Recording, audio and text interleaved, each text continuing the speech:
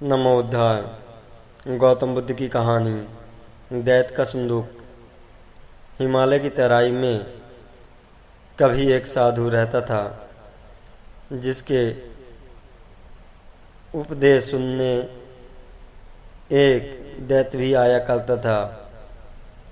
किंतु दैत्य अपनी दानवीय प्रवृत्ति के कारण राहगीरों को लूटता था और उन्हें मारकर खा जाता था। एक बार उसने काशी के एक धनी सेठ की पुत्री और उसके अनुचरों की सवारी पर आक्रमण किया। दैत्य को देखते ही उस कन्या के सारे अनुचर अपने अस्त्र शस्त्र छोड़ भाग खड़े हुए। सेठ की कन्या को देखकर दैत्य उस पर मुग्ध हो गया। उसने उसकी हत्या न कर उसके साथ ब्याह रचाया, इस डर से कि वह सुंदर कन्या कहीं भाग न जाए। वह उसे एक संदूक में बंद कर देता था, फिर वह उस संदूक को निगलकर अपने पेट में छुपा लेता।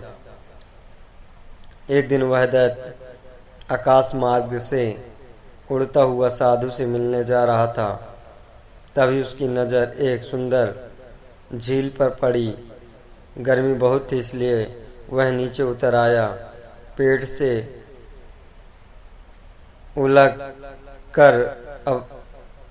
से उलग कर उसने संदूक बाहर निकाला। फिर संदूक को खोलकर कन्या को बाहर निकाला और उसे जलाशय में अपने हाथों से स्नान कराया। उसके बाद वह स्वयं जलाशय में स्नान करने लगा।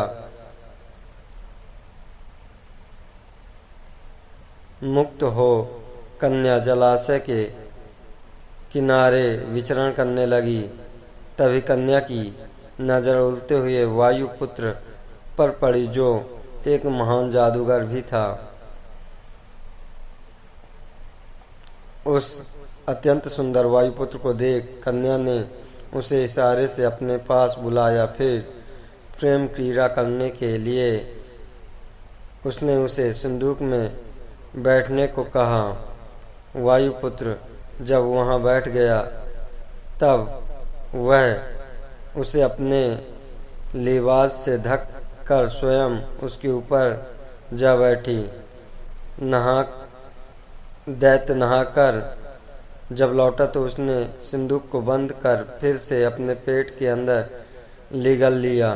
उड़ता हुआ दैत्य जब साधु के आश्रम में पहुंचा तो साधु ने उसका स्वागत करते हुए कहा, आप तीनों का स्वागत है।